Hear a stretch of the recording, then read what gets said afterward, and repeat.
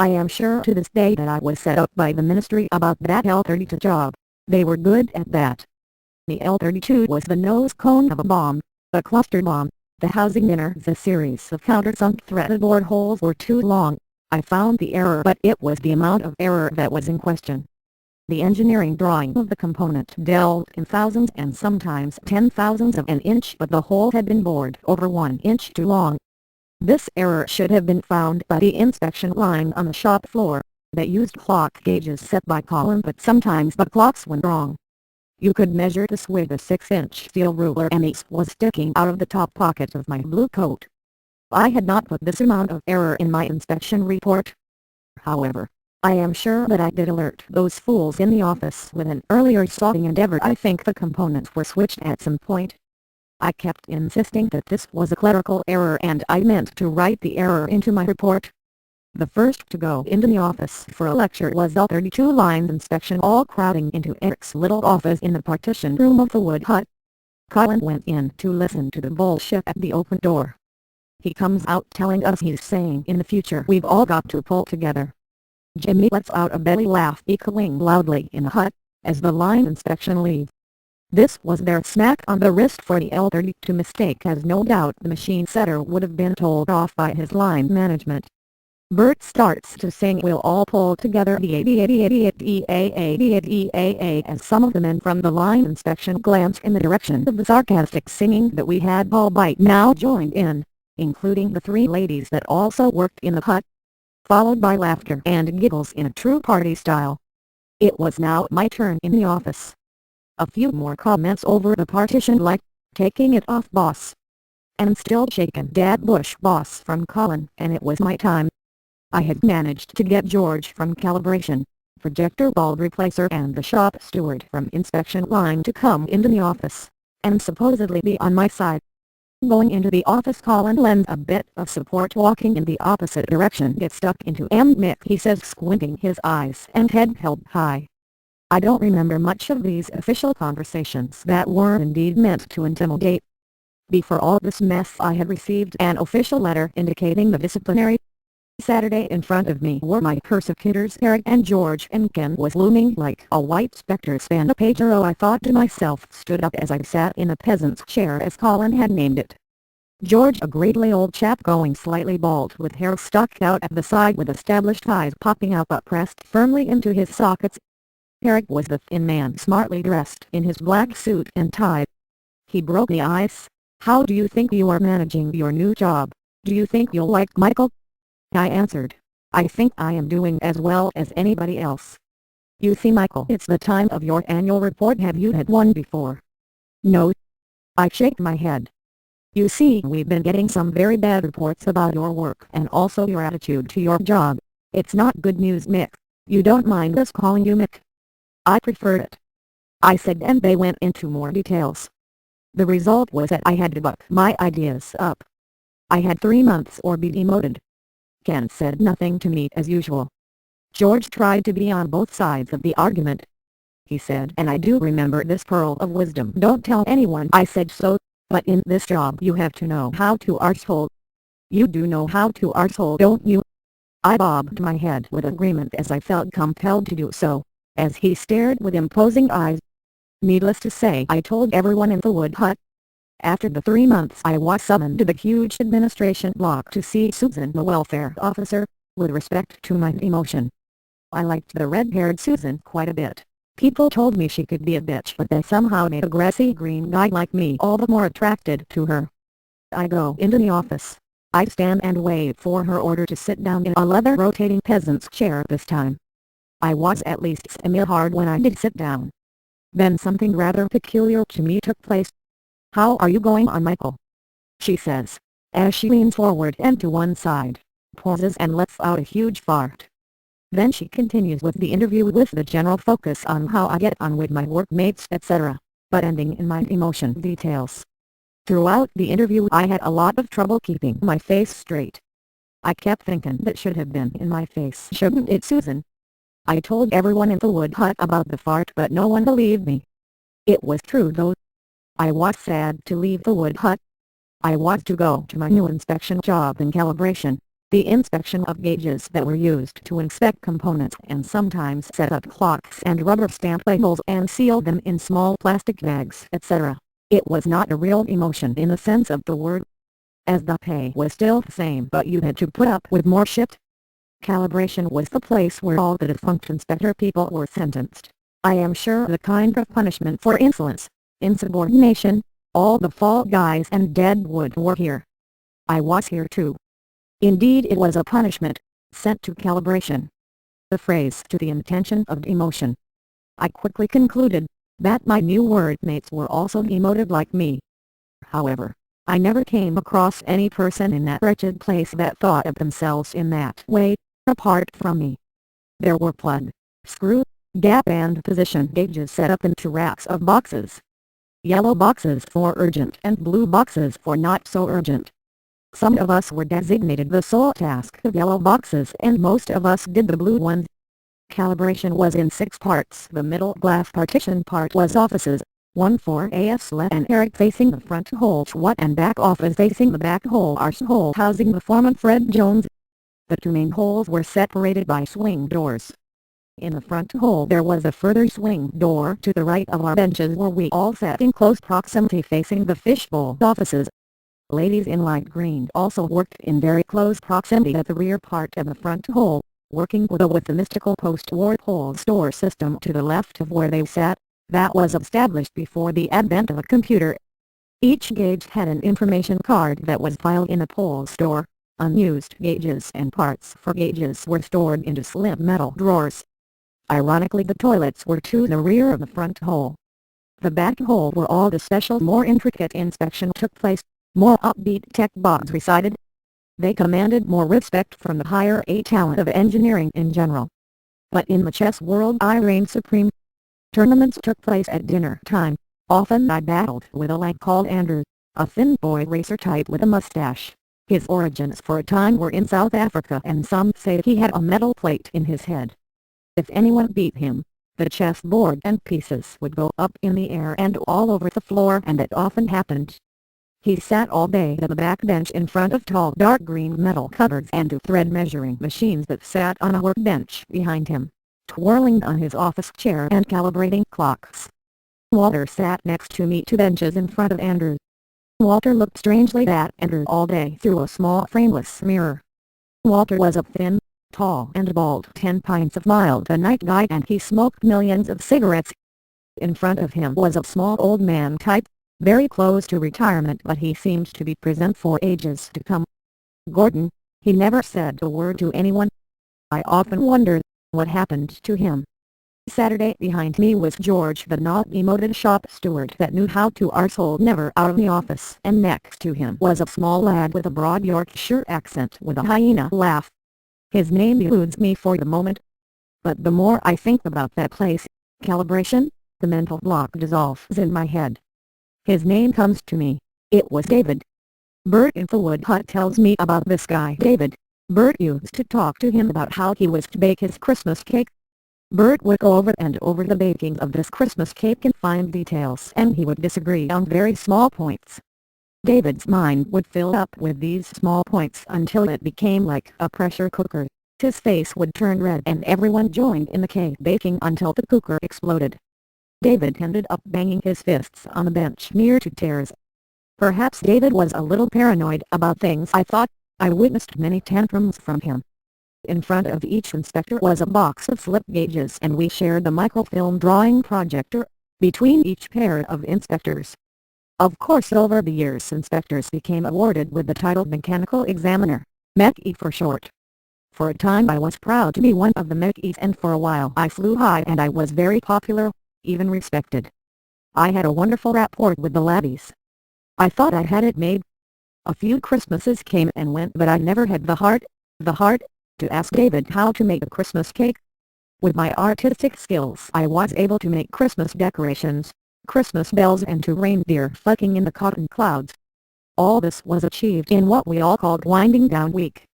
Of course the period lasted for several weeks. Walter never joined in and kept his head down or sat looking in his mirror occasionally at Andrew.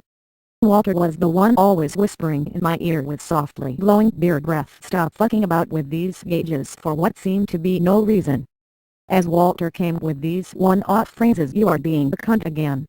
Fred Jones would swivel in his chair, looking behind him as if he knew what was going on.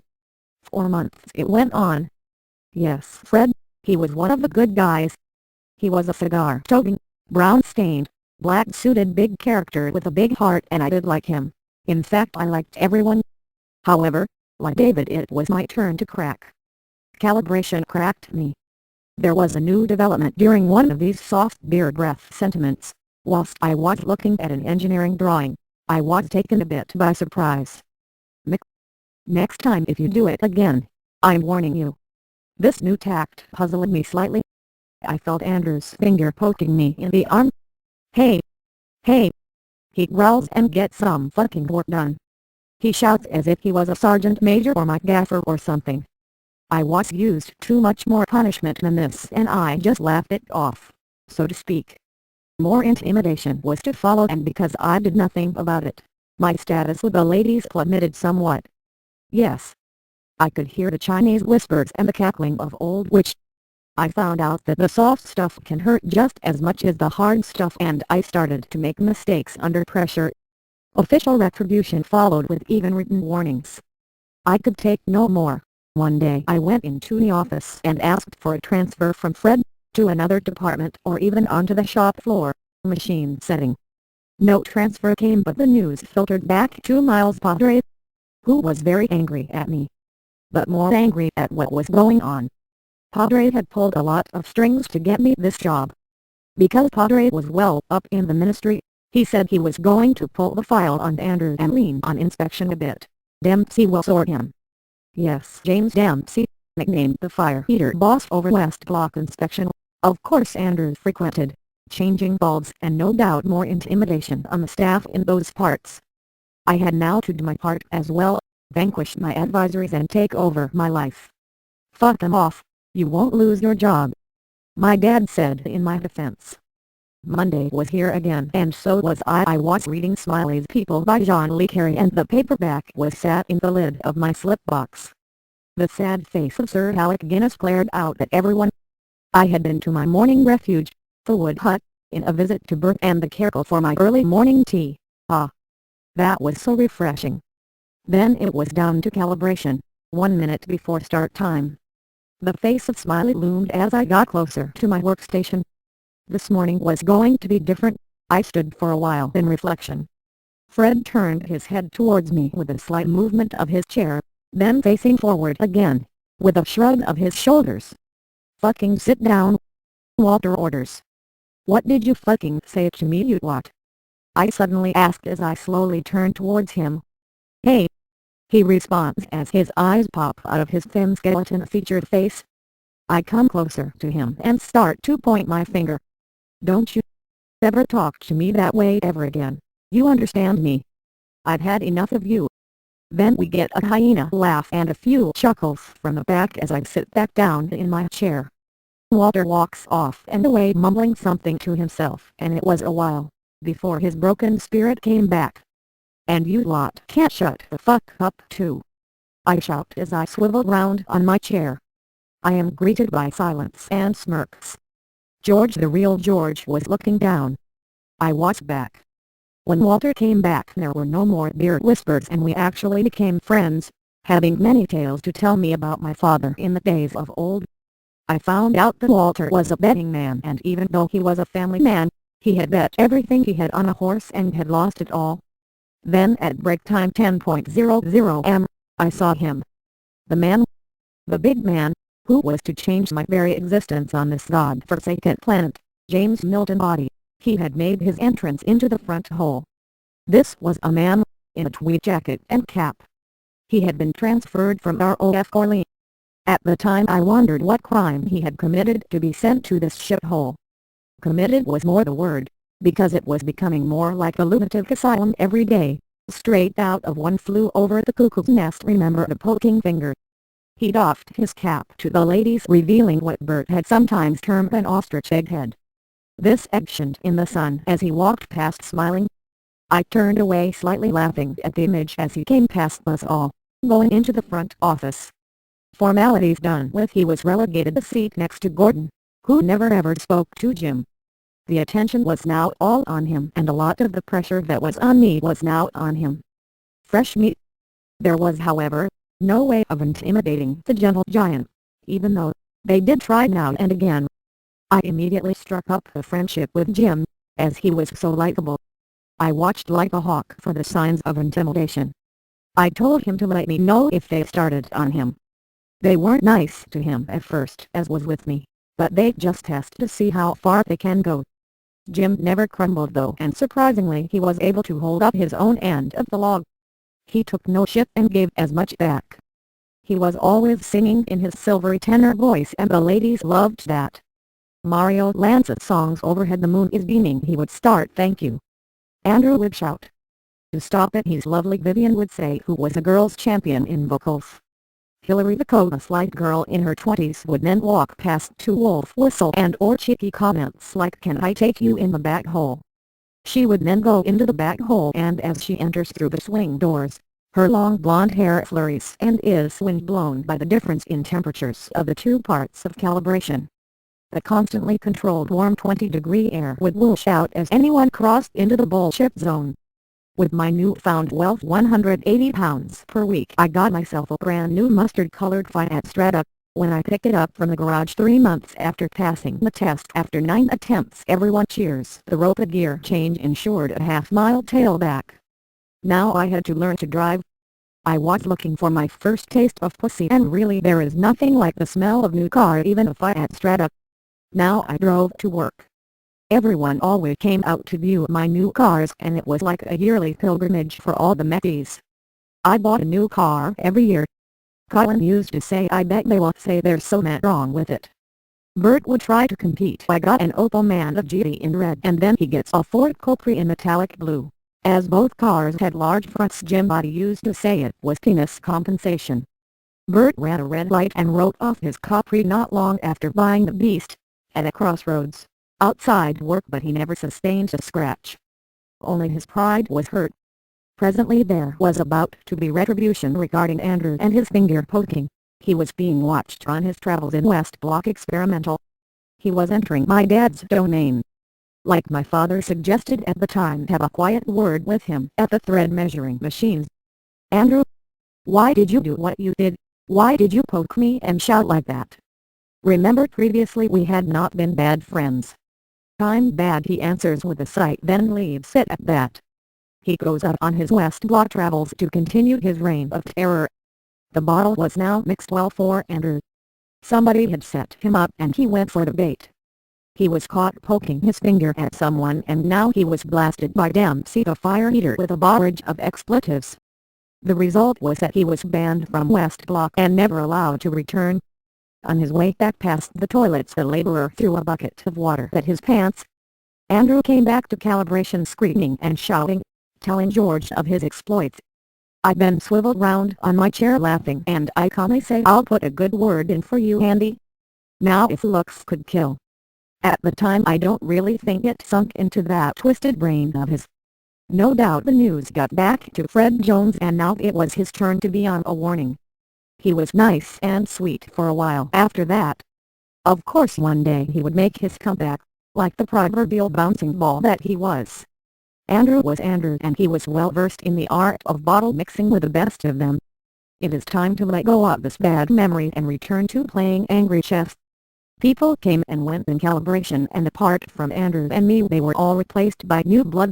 Walter and Fred hung on for a while. We all started playing darts at breaks.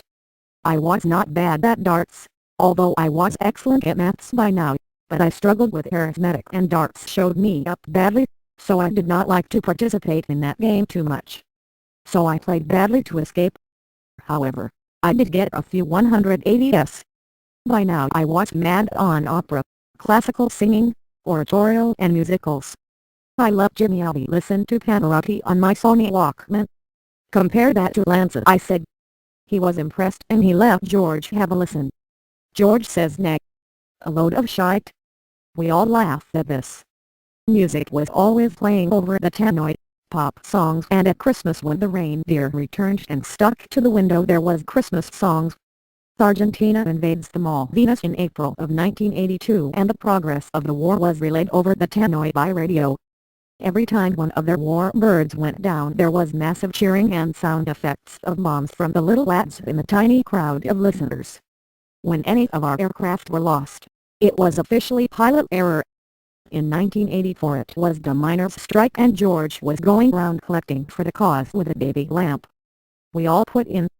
By the time the media got to work on the socialist cause, after a couple of weeks, the daddy lamp was banished from calibration. Both me and Jim wanted to contribute. Jimmy asks George, "Where's baby lamp, George?" "I want to contribute." I swiveled round and George says nothing, he just looks down on his desk. That weekend on Saturday in the town center, I contributed to the miners' strike by dropping £5 in the bucket. Also I bought a copy of the Socialist Worker. I don't think this endeared me to anyone in calibration and there was lots of finger pointing in the office and you could hear muffled shouts of anxiety. I believe this was the main turning point in my life and also I had reached a crossroads. I either made the correct choices or wrong choices that affected all I did in the future. I also believe that some person reported me to the Economic League. Who was this person? Well, I certainly have no idea, but as a lefty I was rather vocal. This got me into trouble on more than one occasion. Jimmy Aldi used to say, "Michael, I think you've killed a Chinaman somewhere along the line." No doubt the establishment were able to catalog working people with modern computerized techniques and place them on a blacklist or indeed a whitelist. These days of course we do the work for them and all they are required to do is compile a list from the internet of individuals who do not agree with the system. It was always, I think, quite sophisticated and as efficient as any Gestapo or KGB operation and indeed quite comparable. Then there was the box of chocolates fight and it was thrown between George and David with Andy getting involved. It was George's birthday and he screams, "Well, I don't fucking want him." This was an argument about an equal share of the showkees. What a great birthday Bim Ham present to end the day. But before that Fred had to retire and Ken was to take over. All AFs were made up to form it. A new regime was to be implemented and a new king was to take the throne of calibration. Jimmy Aldi said about the situation, "Some are born great and some have greatness thrust upon them." The pies and cakes were out and had. Fred was shaking all the hands apart from George's and when it was his turn, George just says, "Sorry mate, I can't shake your hand." And it was left at that. This I never understood. The Christmas parties of calibration were a special time. Vivian sang at the parties. I did not know the songs but they touched me. I got a snog from Isabel, union convener, who was dressed in suspenders and came as a bunny girl. She was a brazen Scottish woman. One Christmas though was to change my existence forever. Jimmy Aldi once said, "Sex is great but love will throw you further than RDXD and D will blow you." That was one of his many sayings that play over and over in my head. This party before the 2 weeks holiday Jimmy was not playing at all. A couple of months previously to the party Mr. Audi wrote down a poem for me on line A4. Sometime when you're feeling important, sometime when your ego's in bloom, sometime when you take it for granted you're the best qualified in the room, sometime when you feel that your going would leave an unfillable hole, just follow these simple instructions and see how they humble your soul. Take a bucket and fill it with water. Put your hand in it up to the wrist. Pull it out and the hole that's remaining is a measure of how you will be missed. You can splash all you wish when you enter. You may stir up the water galore, but stop and you'll find that in no time it looks quite the same as before. The moral of this quaint example is do just the best that you can. Be proud of yourself but remember, there's no indispensable man. That little poem was published in 1959, the year that I was born. I kept that poem in my pocket for years. At this time of my life I had been attending Blackburn College and passed my technician's certificate, much to the dismay of our new commander and master-at-arms, Ken, who had actually failed his city and guilds in engineering according to Bert from the Wood Hut and was green with envy because I had attained my city and guilds and now also a technician's certificate.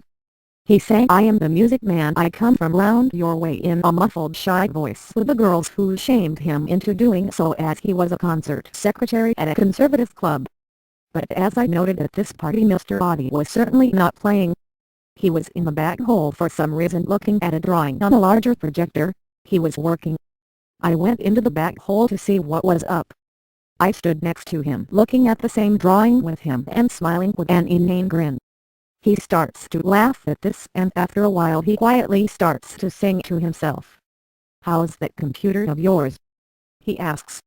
While I was doing a level 3 computer course, I got myself a Commodore 64 and pretended to be a computer expert.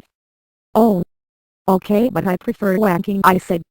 "You need a good woman, a rich widow from Blackpool, be a kept man." I wish I was on the way to the car park. I walked up with Mr. Audie. "I tell you what, I feel a bit out of sorts, lad," he tells me. "We all had soft melted ice cream at the party and I said that was no good for you and it will make you ill. I was planning to go shoot an my new gun. One from Spain," he says. He was into clay pigeon shooting. "Note like that for me. I'll be wagging all the holidays." That Saturday in town I got myself presents and cards, some for Julie too. I remembered my bright yellow Datsun Stanza that had a pneumatic dashboard that hissed and a 1600 engine that ringed sweetly, but I had by now changed it for my Opel Man of GD that rolled into town. I walked through Blackburn town centre and brass bands played in the cold air enveloped by early darkness. Christmas lights on the large tree flickered on and off, competing with the magical shop displays of Santas and more lights. I liked to go into Mercer's and see all the toys and Christmas decorations that made me go into a sort of hypnotic trance. I was lost in it all. On Christ's birthday I was stuffed with turkey, chocolates and booze. I took our dog Tricky, a Jack Russell Terrier, walking on adolescent playing fields. There was white out on the moors and I carved Julie's name in the snow on the bowling green with my booted foot. I contemplated the result for a while, and then I went home for more. A few nights after I went walking under the stars. I recall it was not that cold and sometimes the wind blew the evergreen trees that scented the air like a forest. In the next few days the mist descended over the moors like an episode of Sherlock Holmes. When the mist cleared it was extremely cold and I walked on the ice pools orange in the red sky at sundown. Then I heard a huge bang that echoed on the still white hills. The next day it was work. I was giving Margaret a lift to work in Calibration and who lived nearby. It was dark. She gets into the car and saying as I drove along, "Have you heard what's happened to Jimmy?" "No," I answered as I shivered behind the steering wheel. Our breaths steamed the freezing stale air that changed to ice on the windscreen but melted to water trickles with the heater. "I'd heard he's not feeling too good and he is on the sick." "It was that blooming ice cream," I said. Margaret just did not have the heart to tell me what had gone on with Mr. Audie. I get to my bench. "Mick," asks Walter, "have you not heard what's happened to Jimmy?" whispers Walt. He shot himself at ROF Corley." I thought to myself, that must have been the bang I had heard. "He found out he had cancer, didn't he?" "Oh, no," and I broke down. I sat down slowly in shock, and eventually the well of tears started to flow in salty betrayal of my manhood. I got up and went to the ship house and cried all morning. No matter how much I tried I could not recover, as I not only thought of him as a friend but like a second father. I had to pull myself together now and I splashed cold water on my face. I could not let the others see me like this, but I looked in the mirror, my eyes were red. I could not hide. I went on with the day. I tried speaking to no one but the tears seemed endless. That night under the stars after steak pudding, I went and screamed in the middle of a field at the gods. The funeral was not long after and ROF, played on a big black limo car, set aside for such occasions. A few of us went to the funeral, including Ken, who took up most of the room with his big fat arse, leaving me about 10 inches on the back seat. Clearly Ken did not approve of me being in the party of ROF representatives and the special leave that he would have had to have signed for. There was a big turnout. I met the widow Audie with fired red hair, quite a looker I thought. I offered my condolences and said I am so very sorry. She looked at me a bit puzzled. "Are you Michael?" "Yes," I said tentatively and nodding my head. "Computer Michael?" she asked hesitantly.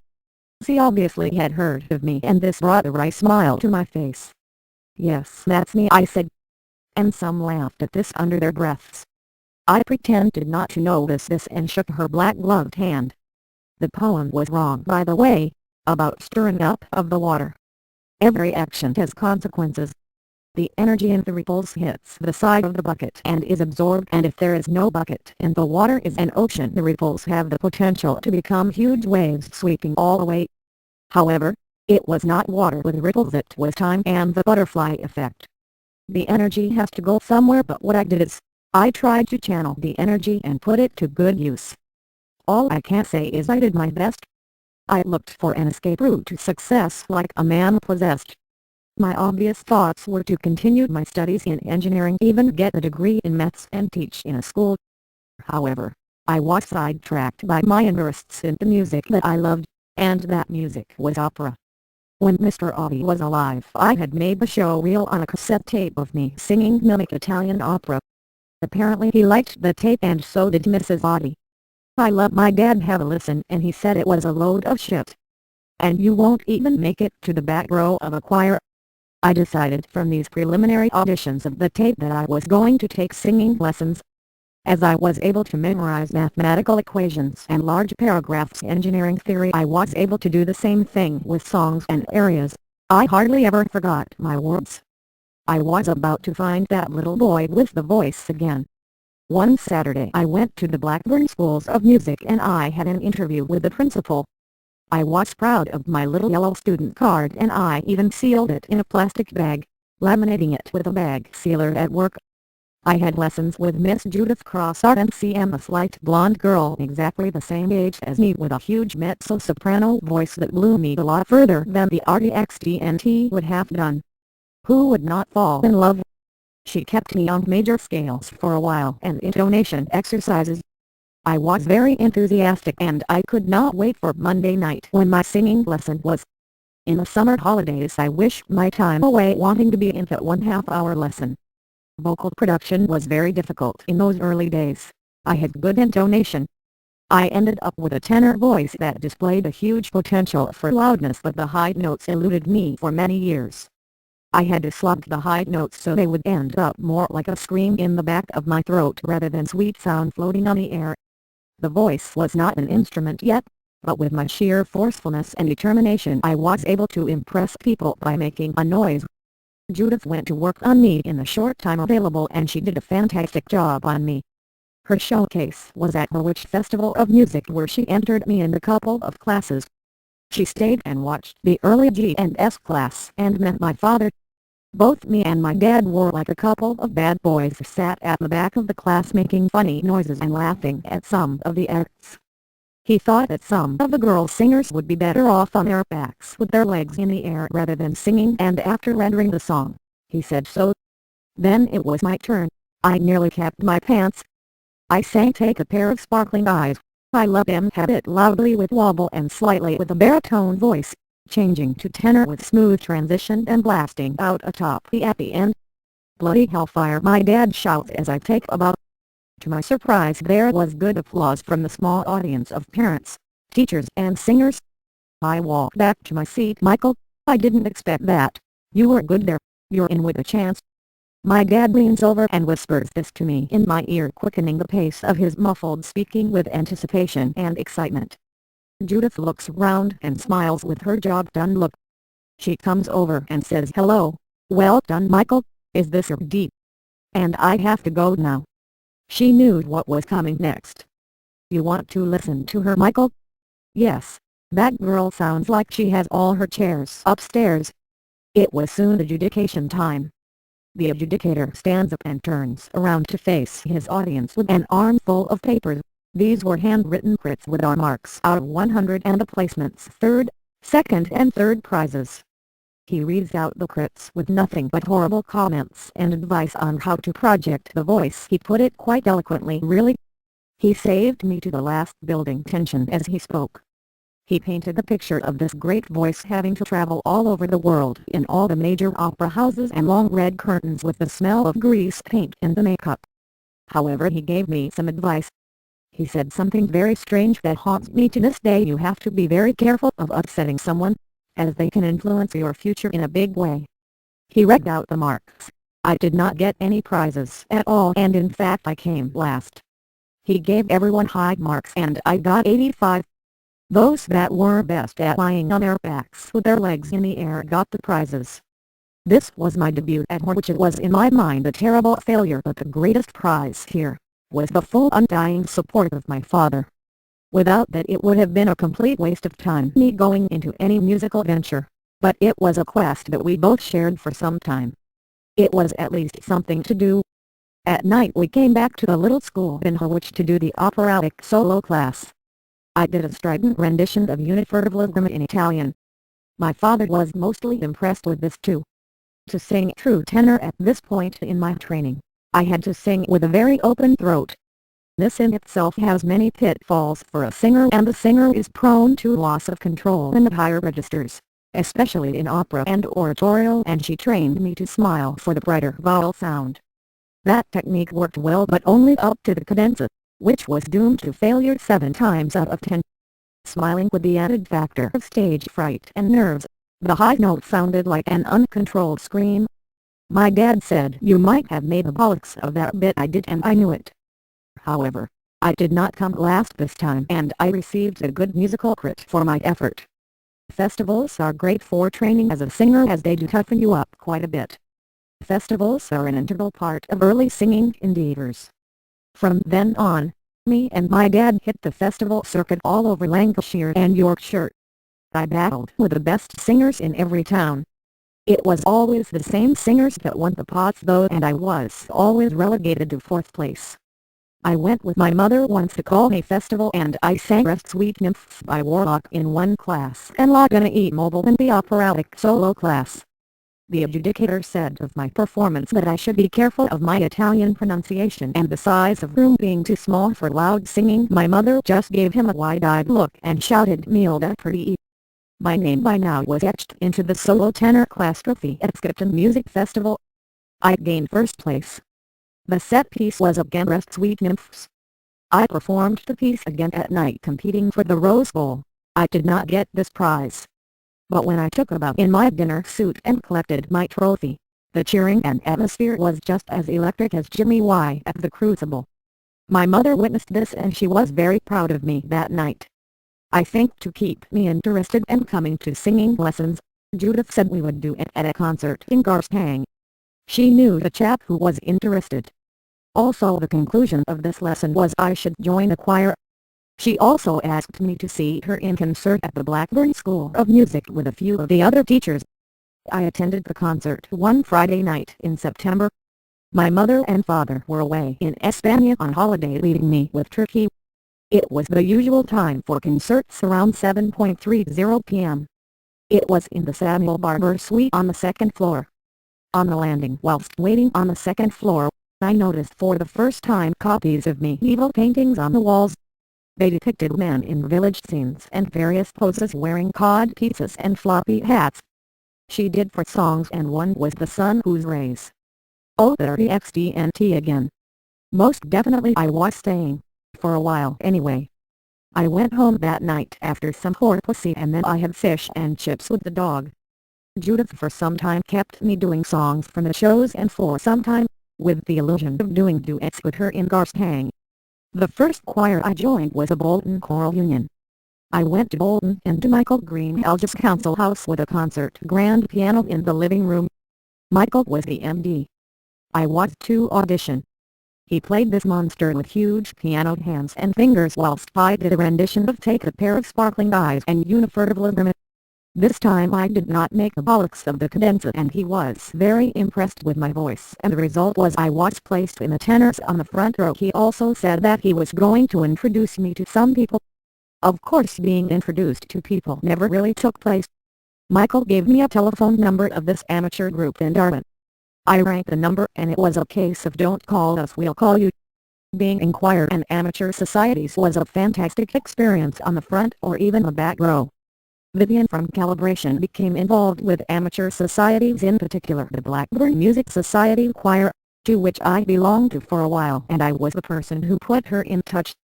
The choirs opened up many social possibilities for us both, and we also took part in music festivals. I did parts and sang many amateur roles. I even got my picture in the evening papers. On the downside, mostly all amateur groups were a clique, but I did rather well and I was mostly satisfied with any outcome. However, that hot-headed young man walked out of a Gilbert and Sullivan Society after auditioning. I had only been in one production, in a chorus, about a year as a member. They rigged out who was doing the principal parts. I told the lady who read out the parts, "Here, stick these music books up your arse." I handed in my books. A representative even came round to our house to get me to come back. I was not having any of it. Those early choices I regret. But, if I did not make those choices, I don't think that I would have taken the path that fate called on me to take. I joined Opera 74, the operatic society based in Bolton. I did a few stints with them. In concert, I was very impressed with the tenor Roy Dillon, the thin red-haired man who was also MD. At the end of each concert he had loads of girl groupies hanging around his neck and kissing him. He was also a teacher and played the piano to a very high standard.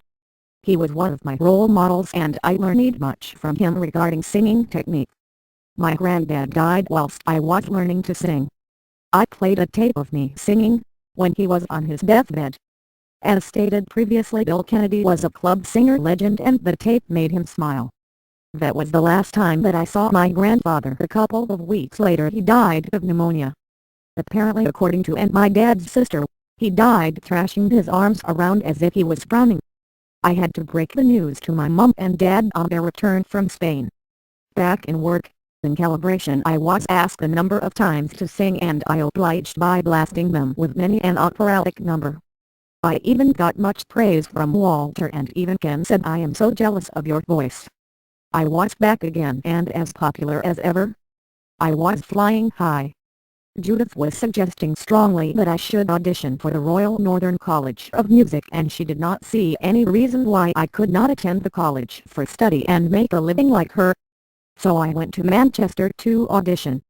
Joseph Ward was sat at a desk and a pianist played on an open-lid concert grand in a small audition room.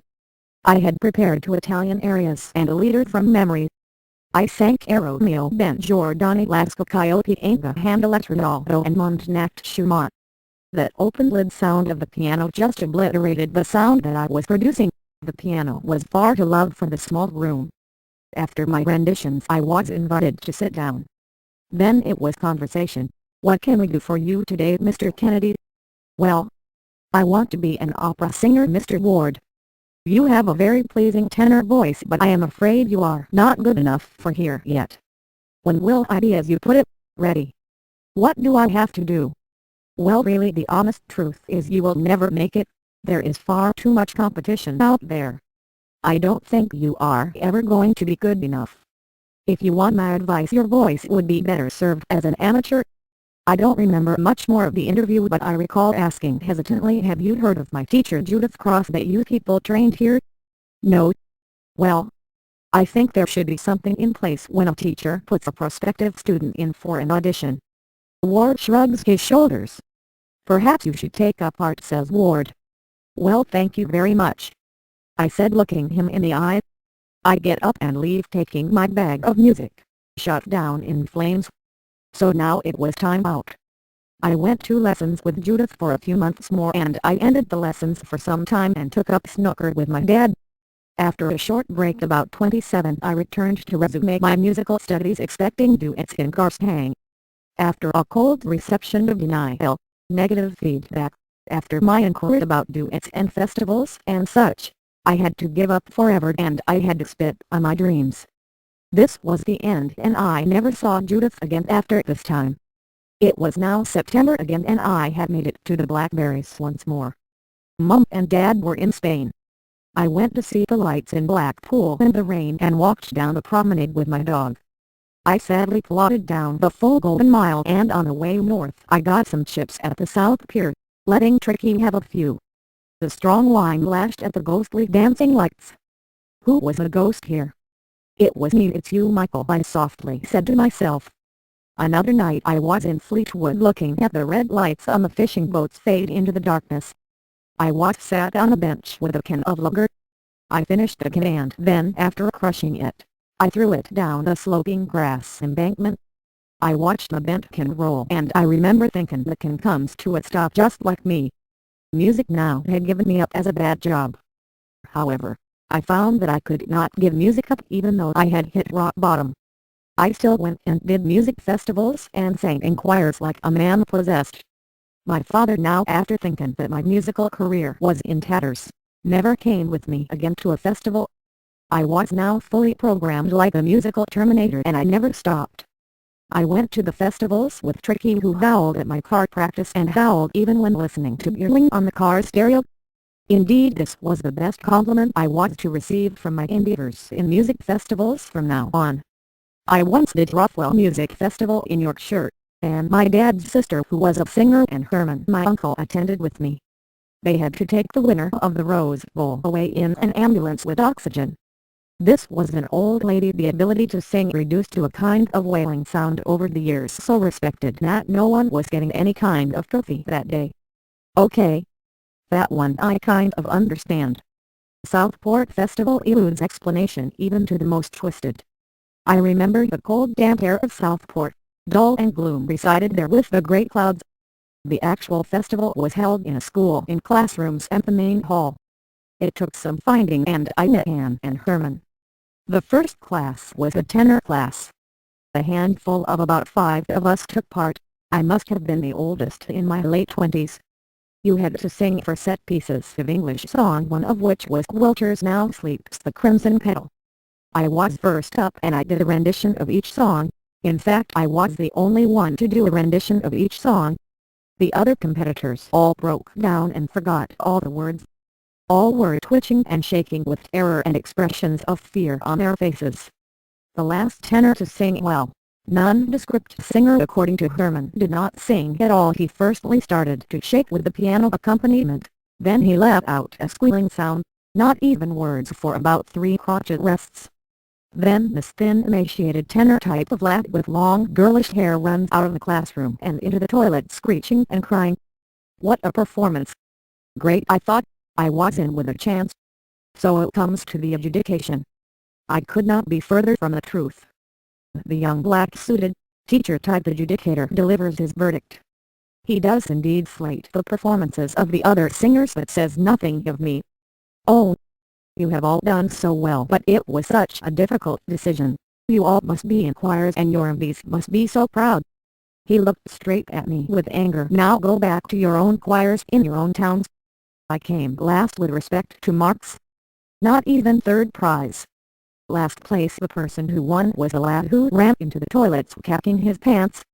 To add insult to injury, the adjudicator leaves the classroom with his arm round the lad, comforting him. Next I entered myself into the witch festival again with much gusto, in the operatic solo class and the oratorio class. I did a rendition of Unifertibligrum and Intimisco from the Verdi Requiem. This time the adjudicator was a woman, sexy, leggy blonde, alert status. She delivered her verdict, sat on a chair with her legs apart, crossing them now and again. The prize well out of reach to most, and also the cup too.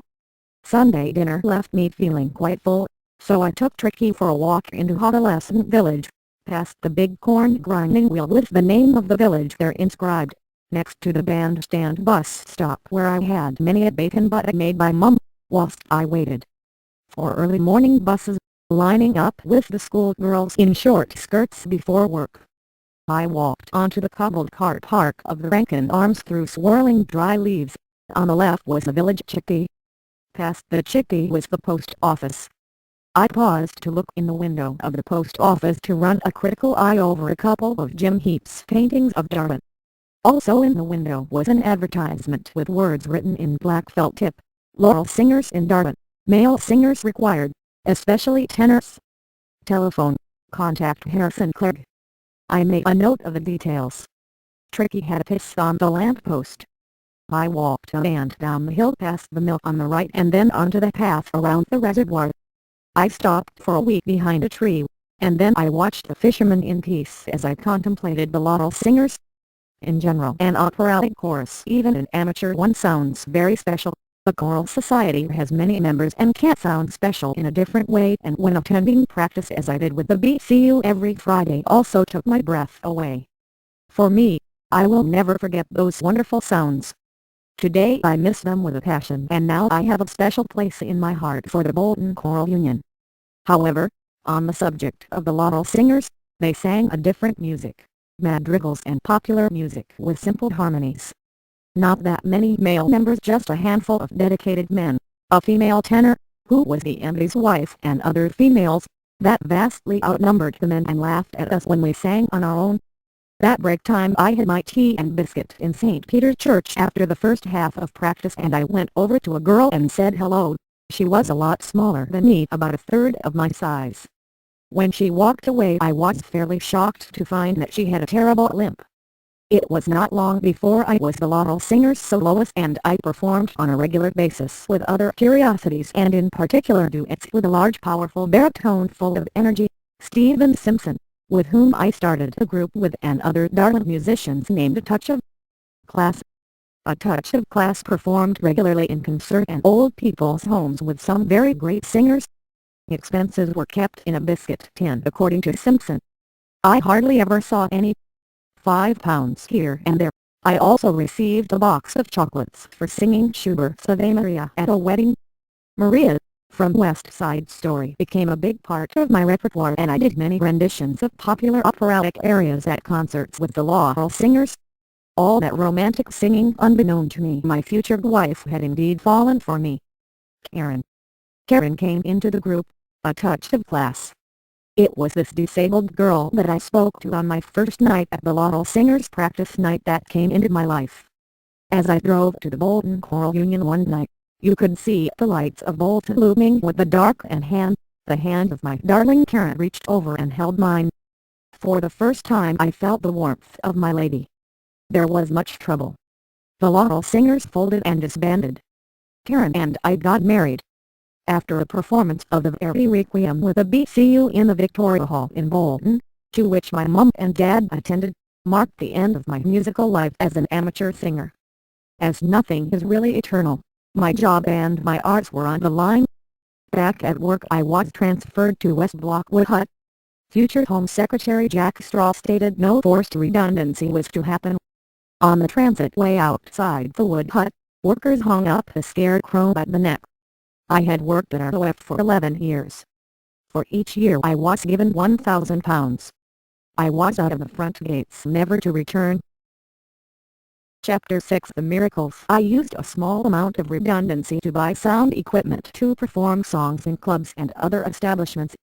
I remember at the time the very idea was met with much cynical laughter. The general consensus was that I would fail in every conceivable way. I had to get a proper job. This was true and good advice, but did I listen to it? No, I did not.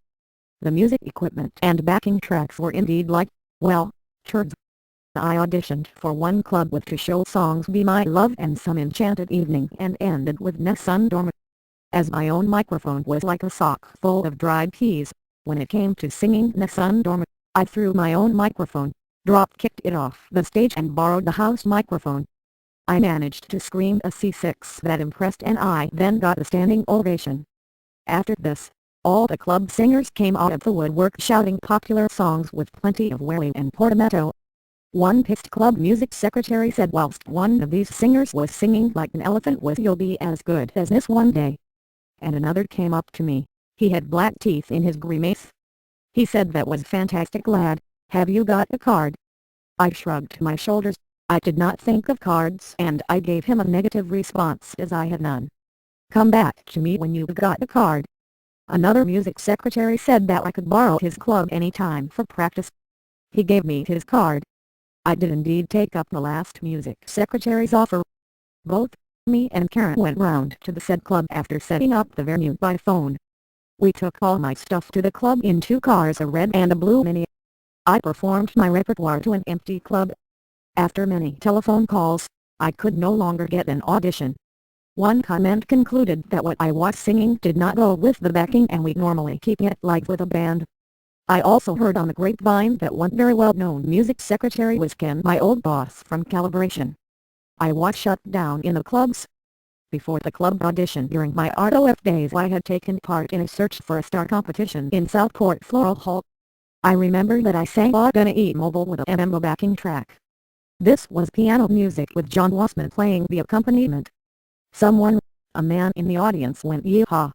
The next part was with a chap playing the organ out of tune, and it was "Your Tiny Hand Is Frozen," and I also did Nessun Dorma to a new backing track that sounded like a barrel organ in overdrive, rather than an orchestra, and the tracks were recorded too. Cassette tapes. This got me a massive cheer and a standing ovation. I did not win, but the chap on the organ gave me the number for Victor Morris, head of auditions at Eno in London. I went to London with my father on the train to sing for Victor and to get a job in the chorus. I did not get in. Victor said to me, "You have a fantastic voice, but you must have training. Continue your studies and try amateur societies. You need to learn to act. You can sing, and then when you learn how to act, marry the two together." I was sad on the train home. The conclusion of the audition and what was said was sent to me in a letter. I made photocopies, lots of them. I sent them all over to amateur societies to try to get help, but to no avail. I tried pantomime and posting videos to Victor of my performances in those amateur societies with recordings, and when I finished, when I was redundant from ROF, I auditioned for the Royal Northern College of Music for a second time. I sent them a copy of Victor's letter. No doubt most of the panel wiped their arses on it. One of the arias that I sang was in Gemisco from the Verdi Requiem. This time one of the audition panel said after in the corridor that I had a good voice, and to do all that without a teacher was quite commendable. "You should do competitions that are held here." She then gave me a list of recommended music teachers all in Manchester.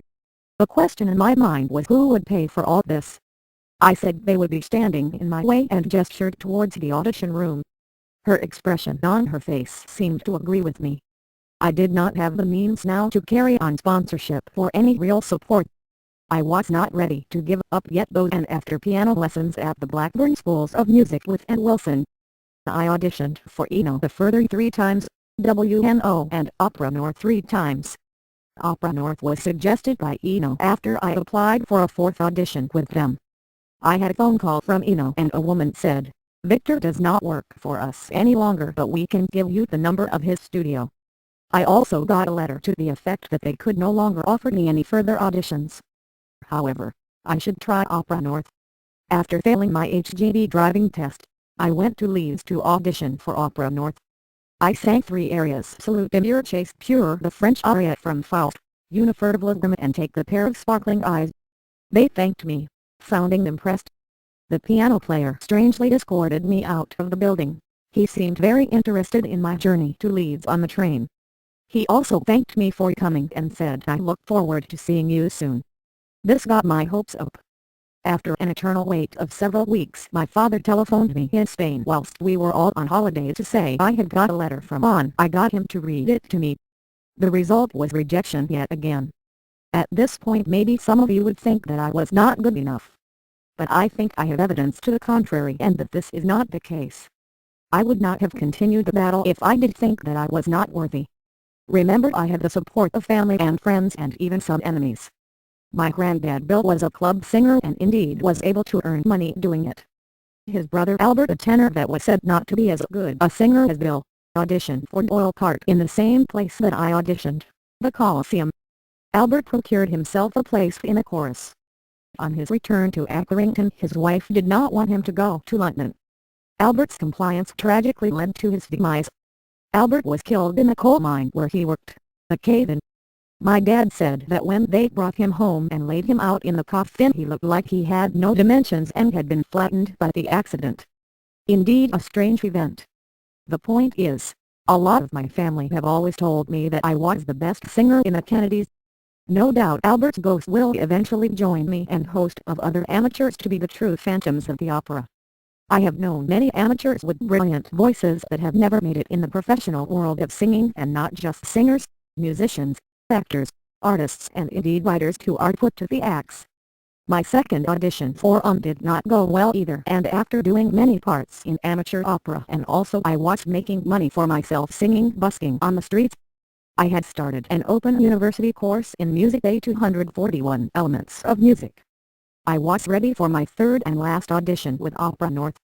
The trains were to run again for me, this time to Leeds in winter. The wait was cold that morning on the station and I walked to the tunnel and I had a piss on the station wall, and on the way back to the platform I slipped on the wet moss upon my arse. I managed to clean myself off before getting on the Transpennine Express. I ended the audition with Celestine. After the audition the pianist followed me to the toilets where I was having a fat arse shit. What faith! He was doing the aria Celestine to lock, lock and lock. Oh well. At least he got a good snifter of my bum crack. I left my cap on the train, lost forever. No success again. I did not get in. My shit was not the right shit. I actually got a letter to the effect that they only wanted strong high tenors. Before all this nonsense I was busy looking for work. Indeed it would seem that I was blacklisted. I certainly did not find any work at the job center. Once the inspection job where I was made redundant from was advertised in the job center at a factory in Burnley. One of the requirements was, you had to have had at least 11 years of experience. Just the ticket, I thought. On the phone they were interested as the lady of the job center introduced their next applicant as having the required experience. In the telephone interview, as soon as I had mentioned my name, the man abruptly says you don't have enough experience. After a bit of not understanding conversation I hand the phone back to the perplexed job center lady, who tries to find out why I was not successful in getting to the next stage. I leave stage left. Next to try was work experience. Unpaid work. This was a care assistant at Age Concern. This involved wiping arses, moving furniture and people. This is real hard work and it did not work out. I did this diligently for a while though, and I remember singing Nessun Dorma for the old folks. I like to think that they enjoyed it. I also sang Nessun Dorma at Kirby Cleaner's sales department before I told them where to put the machine. The standing ovation was received. I did several concerts at old people's homes after that. Then it came to me in a flash, after doing a workshop with Ellen Strombot MCM in Wiltshire Methodist Church. Yes, she had piano accompaniment, but she also had a ghetto blaster with backing tracks to sing along to.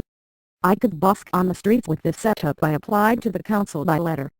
The main man said over the phone that if I was dressed presentable and I was not too loud, it was okay. I even got a letter to the fact. My first pitch was straight into the Blackburn Centre, the mall as it is called now. There was no piped music as there is today. I started to sing opera outside Tesco's and Boots. I had a dark blue suitcase with a ghetto blaster stood up in the bottom part and the lid of the case open on the floor so that I could close everything up quickly to make my getaway. As the lid filled with pound coins, after a crowd of people watching clapped and cheered with appreciation and even a policeman said I was fantastic, he even shook my hand. I continued for several minutes. George, my old shop steward, walked past shaking his head with disapproval as coins crashed into my case. Out of the corner of my eye I could see a security guard watching me. My stint was now over. He came over to me with a walk like John Wayne and Captain Mainwaring. I showed the letter to no avail. You can't do that here, he said. This drove me underground, into the subways to be exact, and I did very well. When people are nice and put money into your hat and apparently appreciating your music, I think that it is wonderful. Once in the bus station subway in Burnley, I was singing Ho Sol Mio. A young chap bought me an ice cream and said, "Get it down your neck." It was a hot summery day and I appreciated the ice cream and the humor. In winter, however, I remember the first snowfall as I sang on the streets and my frozen water in my drinking bottle. On the streets I made more money. Also I remember an Italian man with earmuffs who stopped to listen to Unifurtively Grimmett. This, he said, made me cry bellissimo, he also said. I also had to remember my time slot as it would be the turn of the next busker. They let you know if you outstay your welcome. A couple of bad experiences in the subways drove me onto the streets. But I did better than ever, making £30 per hour. I sang in Blackburn, Burnley, Preston, Bolton and Manchester, and even on BBC Radio Lancashire with a couple of songs and an interview. I came third in the Blackpool Pleasure Beach Street Entertainers Competition for entrance. In the Accrington Street Singers Competition I did not fare so well. This was run by the Arts Council. I was shown to my pitch only to be moved on before I even started. I complained yet again to no avail. I was shown to another place near the noisy bus station and my voice was swallowed up by the open space. I just got on the bus and went home. After a charity concert on one occasion after these events I was offered a job as a sheet metal worker by a manager who was listening to my performance of Nessun Dorma.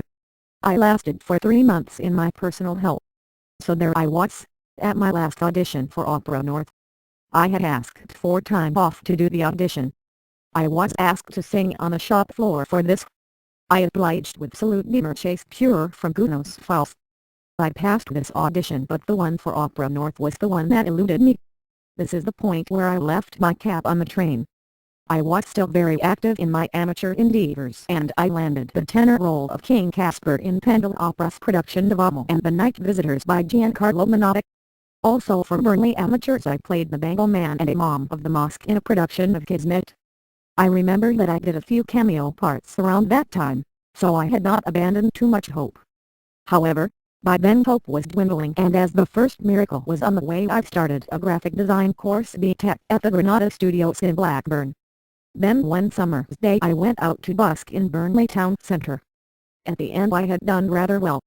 A thin man was watching me. The man invited me to go round to his restaurant where he was the owner and manager. This was the Latin Quarter, also part of a string of restaurants in the UK. It was a very hot day and I was offered and I found a refreshing bottle of cold beer sat at the chunky wood table. We talked a while about a contract to be resident singer. This was to be placed in a safe upstairs. This was a contract that I never encountered and it never aired the light of day. I was to be suited up for the job in the best materials and a microphone would come out of the floor whilst dancers and my own pianist would provide me with accompaniment and ambience on special occasions. The reality was singing to my music -1 recordings. I could not hear over the noise of guests and without a microphone. By the end of the night my throat would swell up like a balloon. On the second week that I was supposed to sing at the Latin Quarter the first miracle happened. I asked for time off to witness this occasion. The date by now was 23/2/1995.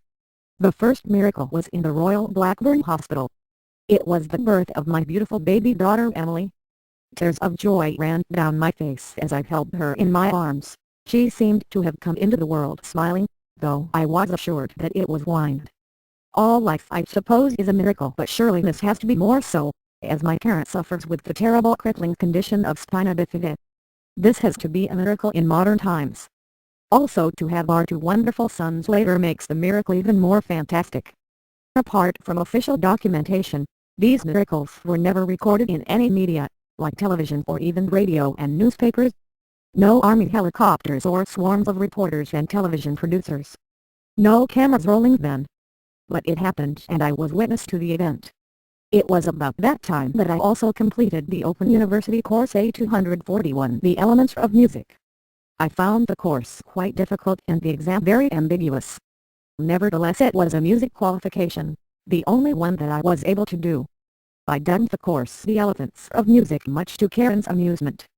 I did apply for BTEC but Blackburn College at that time responded to me with an ageist policy. They did not want me on a course. Chapter 7 Ghosts. We moved house from Cornelian Street to Langham Road, a large 3-bedroom terraced house on a steep hill close by to the Corporation Park. The house in my opinion was haunted and at night I heard voices calling to me. I saw the specter of a woman in white standing next to the bed and the following night tried to fuck me. Then on other nights I saw a child, a little girl. A logical explanation would be a concoction of Ken's antidepressants and the other type of spirits, whiskey. But how do you explain the plumber suddenly downing his tools and never returning?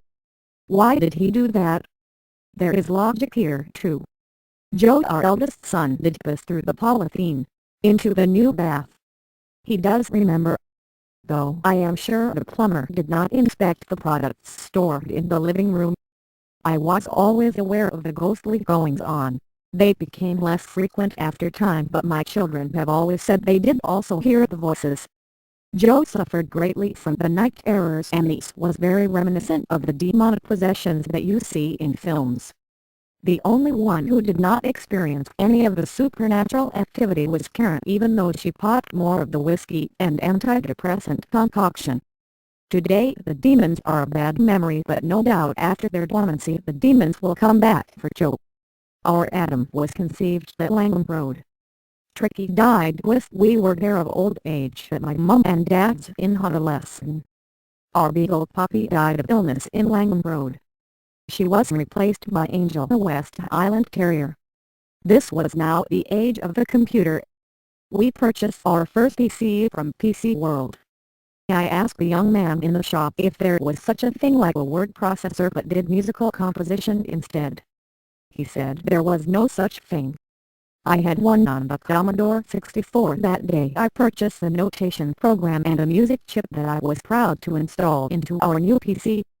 On this program I composed the piece that was performed and recorded in Italy. This was for cello and harp and is available for purchase and also free download from YouTube. My relationship with Pendle Opera was about to come to an abrupt end.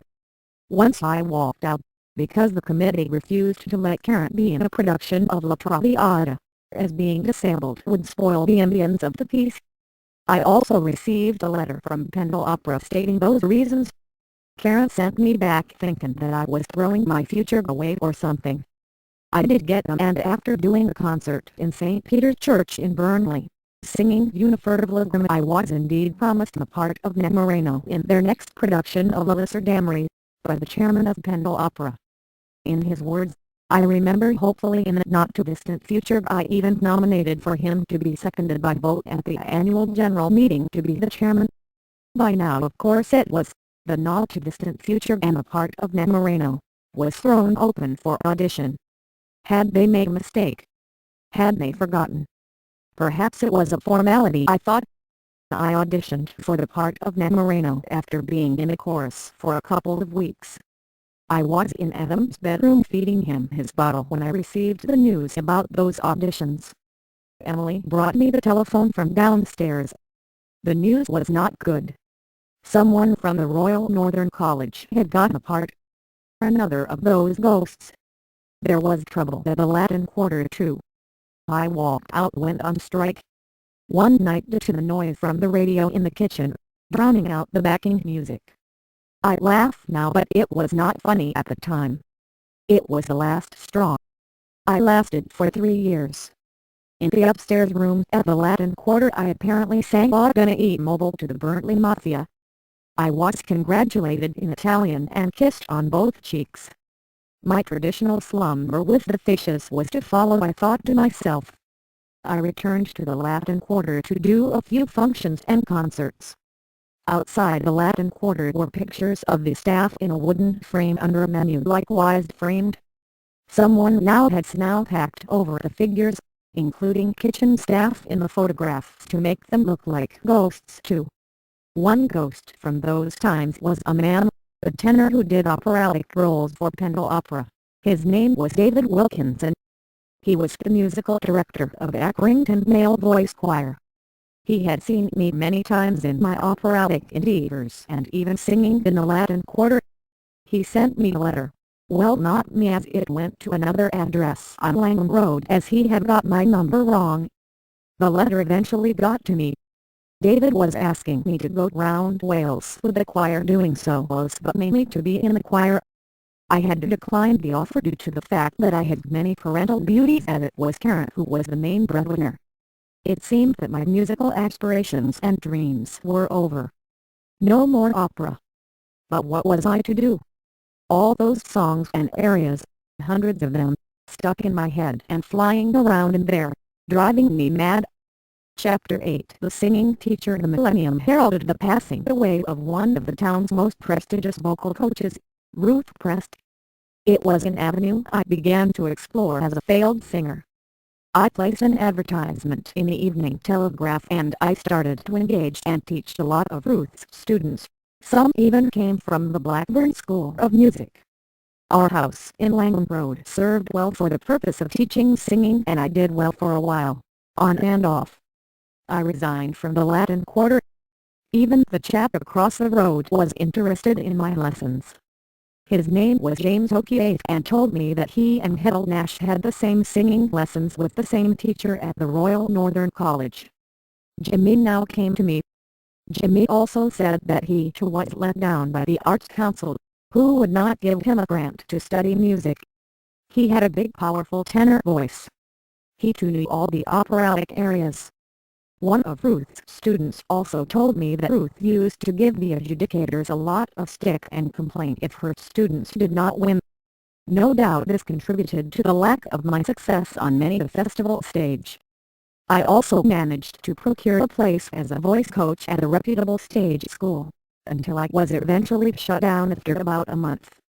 Well, at least it paid for the rock that was thrown through our skylight. 350 pounds.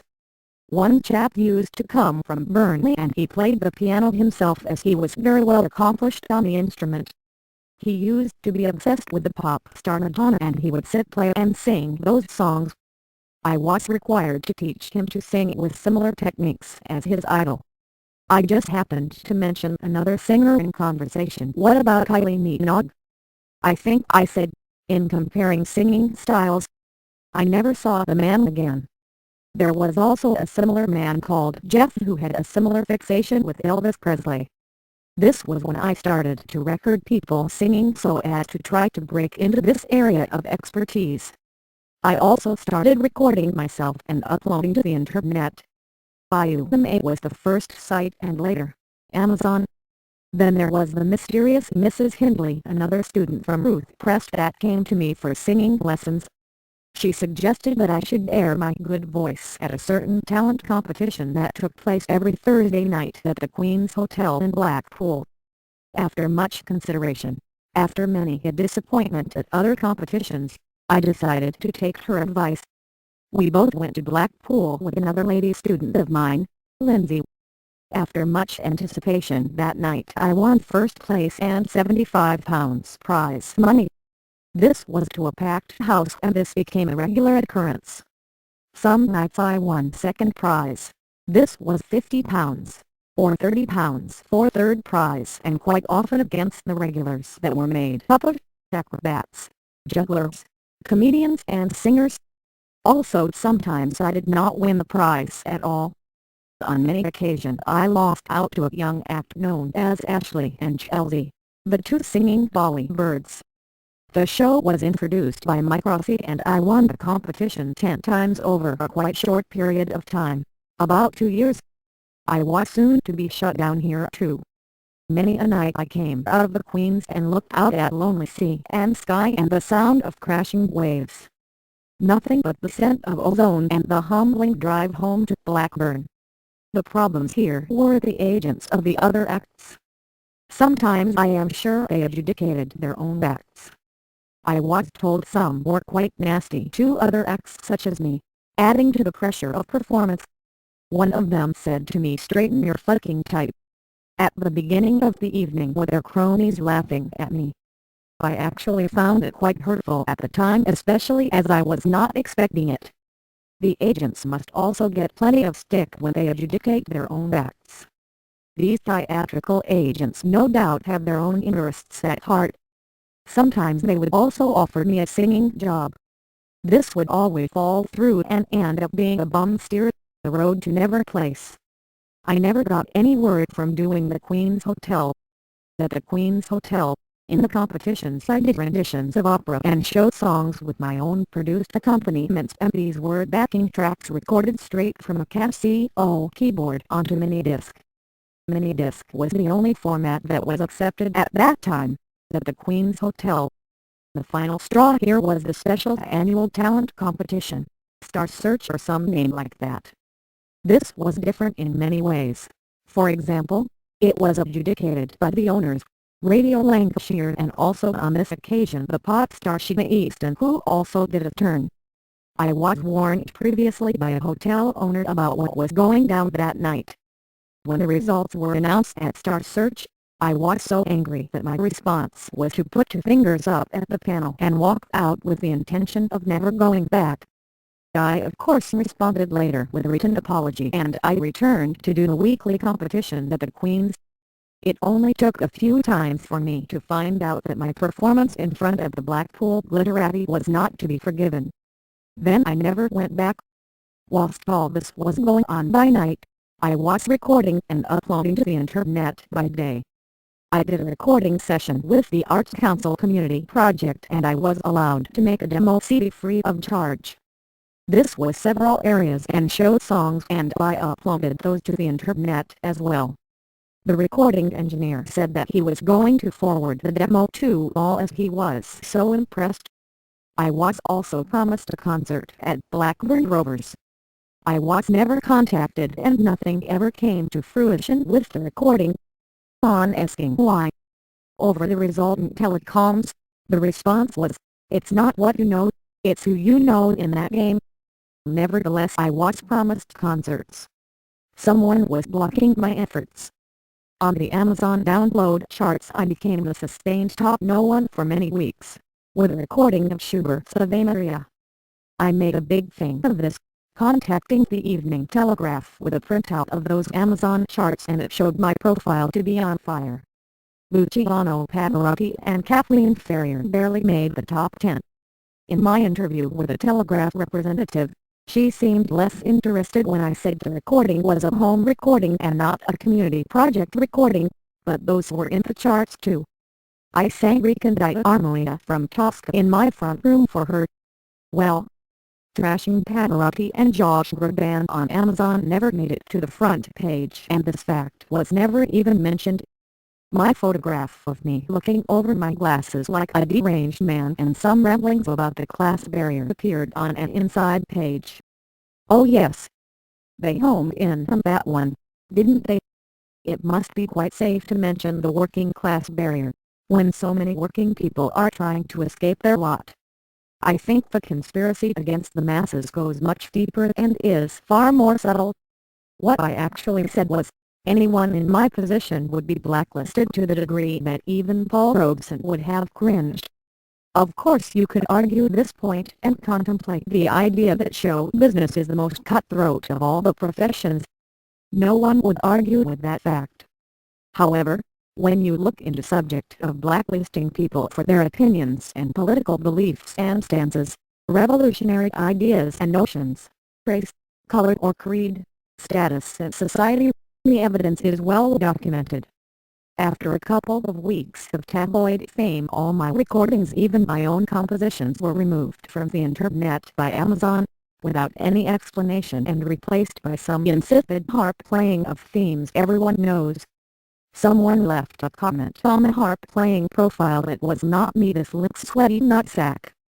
My legendary battle with Meister Miller for the longest note was now over on Amazon. I then found many other websites to upload my music.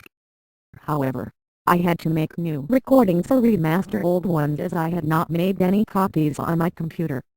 I also did much collaboration with overseas composers and singers. Banker Medgens composed songs for me to sing and record. I did various musical settings for the poet Emily J. Carmen. My own compositions often made the #1 slot on Acid Planet. My most recent collaborations with the composer Venancio Rincon are available on Lavango. My only operatic singing collaboration was with Meister Miller, changing famous tenor arias into a round or a unison duet. It was meant to be a take on the three tenors. It was dubbed the two internet tenors. The most notable was our version of Nessun Dorma. I was proud to sing with the man, as he has a great voice. Channel 4 showed interest in a video I made of me busking in Blackburn Town Centre. This was for a program called Take Over TV. It was never shown and I never got my 500 quid. Another channel for production was Opportunity. You got the chance to train wit to know and showcase your talents. I sent in my CV, video and other recordings. I ended up being in touch by email with the audition team, whilst the show was actually being aired. I was not to be included as they thought that I sounded too professional. I suppose me telling ITV bosses to go and fud themselves by email did not help my cause in any way. On our television, various talent competitions were being screened.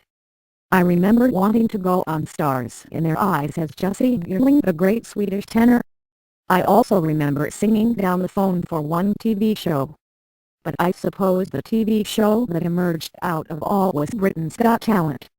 Some years had now passed and all our children had been accepted in Blackburn Cathedral Choir, and we had all joined Bell Durston's brass band.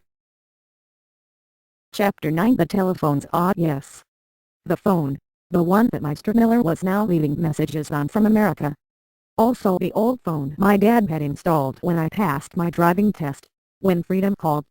This was my link to my parents and their link to me. The voices on the phones were now beginning to fade. Even Karen worked for British Telecom, whilst I played the new age part of stay-at-home dad. When sometimes I went around to my parents' house for dinner, I used to answer the phone, and the voices of friends and relatives, especially from Spain, they were all getting older, beginning to shout down the phone as their hearing became more strained. The phone was also on its last legs and would really crackle. It was not long before my mother's brother and sisters were dying and indeed passed away. Karen was always on the phone to her mother, Pauline, sometimes for hours. That telecom was always vibrant, but this link was soon to be cruelly taken away. Pauline was always complaining of a pain in the shoulder.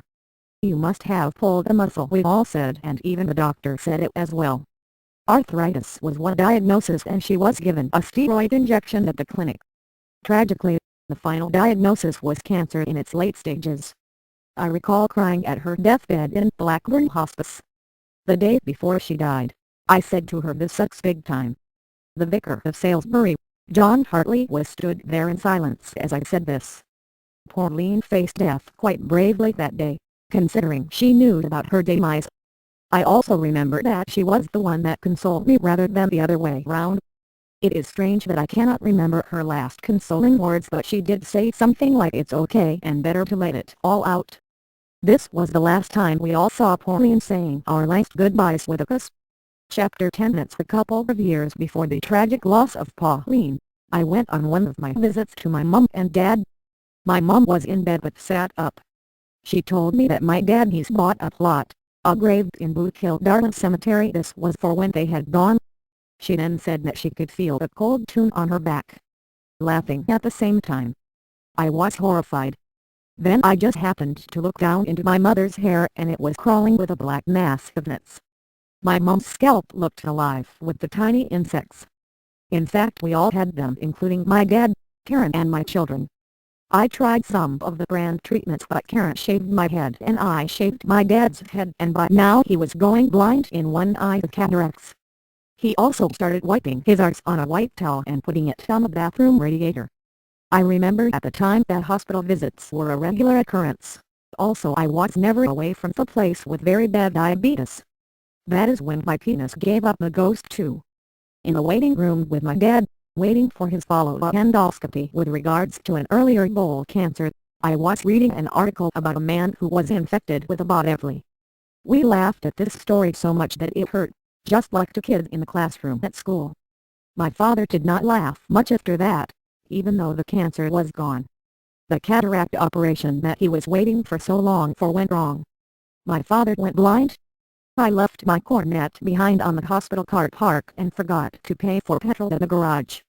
When the cops came to my door, I knew then that the pressure was getting to me. The council wanted to take the house in Honolulu and sell it, then use it to pay for care. After much resistance from my mother and father, more trouble was to ensue over the house and ultimately my inheritance. The council wanted me to sign a document to commit them both to a residential home. I would not sign it. Eventually they got benefits to help pay for care that was home-based, but I had to visit every day, and sometimes visits were a nightly occurrence. Old age is big business and concern. Age concern. Chapter 11. The blacklist. From the time I met my wife Karen, I have been involved with church choirs and church music. Many of my concerts have involved the church in some way or another. Most memorable was doing the Scratch Messiah, sharing the tenor parts, and most definitely quite a difficult sing, as I had to sight read the parts after only one practice. I did this 3 times for Pendle Opera. In my last performance of the Messiah, I sang the full role and always sang the choir parts too. I always did every valley. At the Salisbury Church of St. Peter's I remember Christmas times in the choir, singing tenor parts and singing the Holy and the Ivy, with soprano Heather Starkey done as a duet. Next was during my times at our haunted house on Langham Road, when we were all in St. Gabriel's Church Choir in Blackburn. I was asked to do the tenor role from Steiner's Crucifixion. I obliged, and the following year I sang this for them again. After this there was trouble. St. Gabriel's Church became a happier clapper sort of place with new church leaders. There was a mass exodus from the church and all the people went to the cathedral to worship. The dean put a party on for them. However, new blood came into the church as more parents came from St. Gabriel's School. It was true though the services at St. Gabriel's were more children-oriented. One Sunday during communion for some strange reason I was overcome with it all and I broke down and wept like Jesus, in front of the vicar and everyone. My heart was on my sleeve that day. Was this a spiritual opportunity for the vicar? Had I been touched by God? Or were life's tribulations too much for me? I think the latter, but I will never know for sure, though as always my mind will always be open. After all, I have seen plenty of phantoms. Before buying into the cathedral myself, I tried to air my Christmas composition, Christmas Lullaby, that I intended to submit to Bolton Choral Union but never did for fear of cynical laughter. I submitted this to St. Gabriel's Choir and after a practice, it was agreed that it would be performed. This never happened. I have seen a lot of Christmas snowflakes since I submitted my lullaby. I was then asked to do some baritone solos in the oratorio Rumors of Angels by Graham Kendrick. Also Karen sang the solo and Joseph, my eldest son, was asked to sing What Kind of Greatness. The performance was recorded with the new PA system and then played after the following Sunday service. Strangely, I never received a copy of this, neither did all who were in the concert that I know of. This was the point in time when my children auditioned for Blackburn Cathedral Choir and were accepted. I know of children that were not accepted too. Now we were all to be plunged into hectic life at the cathedral. We left St. Gabriel's Church and we now went to the cathedral every Sunday. Although choristers get paid, it was and still is a huge commitment. As with choir practice, that was a daily attendance and also one early morning practice before school, and it was like getting up to go to work again. It was also a big financial commitment. All choir trips, they said, were compulsory, but you could get financial aid if you were poor but However, we ended up having to pay most of the costs and to the very musical tune of around £4,000. Joseph, our eldest son, made it to head boy and was transmitted through the airwaves by the medium of radio, with the solo, Once in Royal David's City, at Christmas time. That transmission will no doubt reach the aliens in space soon after mine, so many years earlier, regarding my street singing. No doubt they will make a compilation. I wanted to see my children grow up in the choir, and it was my wish that I could do this from the vantage point of being in the men's choir. I did a trial and audition. One Friday practice I was asked to stand out of the mass as I would not be performing in the service, I thought. But this was not the reason, and it was my trial that was over. I remember also at that time one chap came in drunk. He was also late for practice, and as I realized what was going down that night, with the look of horror on my face, the man said, "Is everyone here?" looking at me whilst all in the choir were sniggering with vindictive grimace. They all knew before me, didn't they, that my audition I sang from Faust and did scales. One bass told me earlier that he had never auditioned for the choir. I was given sight reading lessons and copy of a Stanford anthology. I wondered how many were given the Stanford anthology and then given the boot. Chapter 12 Butterflies. 40 years into my past, I remember the blinding Spanish hot sun. We walked through the explosion of sunshine on the orange mountain sand with the huge expanse of vineyards and the giant spider as big as your hand when picking blackberries. Also I remember the massive dead rat in a derelict wine vat. Me, my mum, Dad and Antonio, we were going up into the mountains, montañas Antonio would say and point, with a hand-rolled cigarette in the corner of his mouth, holding his transistor radio up to his ear.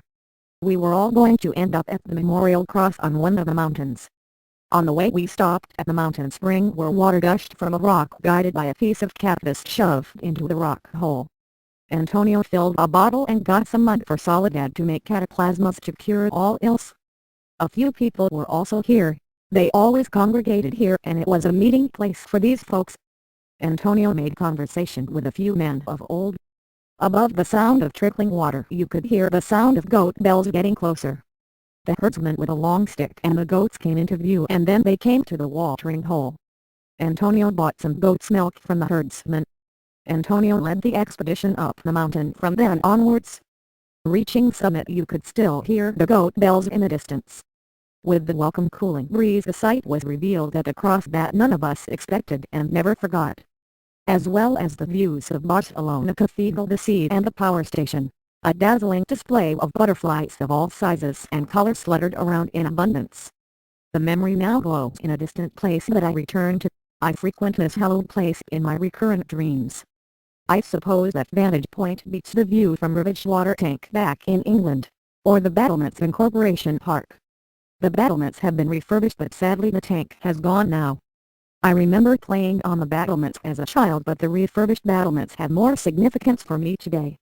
With my own children I visited the battlements in Corporation Park. I did a rendition of Panis Angelicus from the battlements with my eldest son Joseph. Joseph sang soprano and I did the tenor part. It seemed like the aria sounded and echoed all over Blackbird from here. Then he climbed to the top of a tree. By 2008 my parents had gone. Their final demise was through Parkinson's disease. My mom was first after a series of heart attacks. She died in hospital. We all tried living with my dad for a while, after he too became hospitalized at the same time that my mom died. My mother at that time suffered a terrible loss of hearing and she had lost her hearing aid. No one would help her out and she was so cold to the touch. In the hospital toilets she fell and hit her head on something. That night she died in front of my father. Living with my dad was a bad mistake. My father became very depressed with his loss and also he could barely see anything. He finally went into an old people's home for a while. We sold our haunted house and moved to a large house in Darwin. Our dog Angel was killed on the busy main road, Blackburn Road, and adding her to many a casualty on the long list. In June of 2008 I was asked to do a concert consisting of 4 operatic arias at the cathedral with Nessun Dorma included. The concerts were part of a musical event celebrating the life of Kathleen Ferrier. I told my father about the concert a couple of weeks before the event. Also I told my father about a tooth that I had pulled on that day. My dad smiled a toothless smile. That was the last time I saw and spoke to my father. He died the following week from a deep vein thrombosis. He was found at home by the care worker, collapsed on the floor, and he died on that same Saturday in hospital just as I came into intensive care.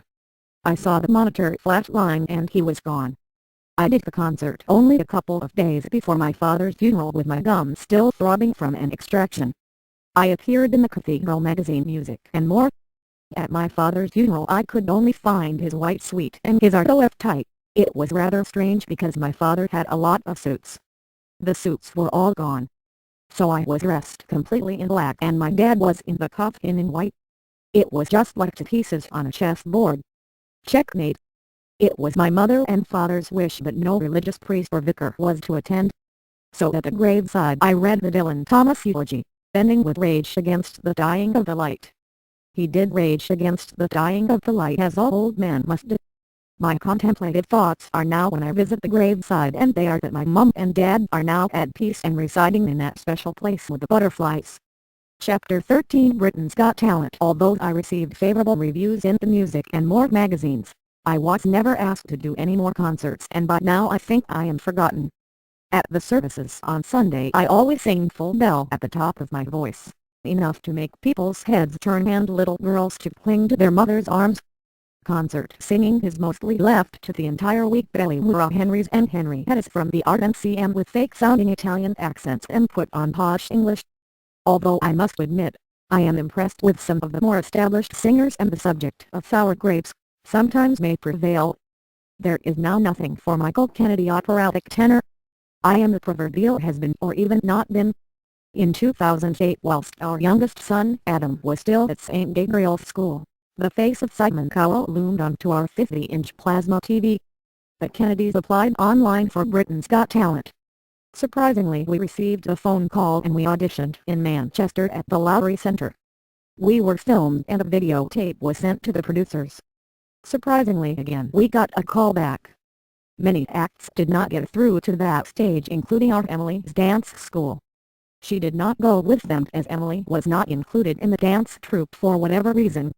"I believe you did not go through to the next stage," I said one Friday night at her dance practice. "Well, Emily got through," I said with the look of horror and dismay upon the dance teacher's face. I proceeded to tell our story. Karen by now was mostly in a wheelchair, so she did not perform with us. Following the long train of cars to the Lowry Center, we were to sing again, but this time it was in front of the famous judges. We waited a long time, at least 3 hours, in the reception room, and we were all interviewed and filmed for the show extensively in that location. Karen was backstage with us all, and we were met by sound people, stage managers and Ant in December. We were filmed again and asked more questions. They were buzzing the act off. He was a good singer. It is true those buzzers do go right through you. Then it was our turn to sing. We did a rendition of Panic's Angelicus with no backing track. To my surprise there was no buzzer, and when I started to sing there was a massive applause and cheers of excitement from the audience. It was electric. It got to the part where my children were singing. Simon Cowell lifted his arm and we were told to stop. I was told that I was far too loud. I was drowning out my children. So they were asked to sing on their own. There was massive applause. Cowell said that I was dressed fine, but my children looked like they had just come off the streets. They had on their Blackburn Cathedral t-shirts. Cowell wanted to put my kids through without me and he was booed by the audience. Cowell asked Adam, our youngest son, if it was okay to put him through without me. "Okay."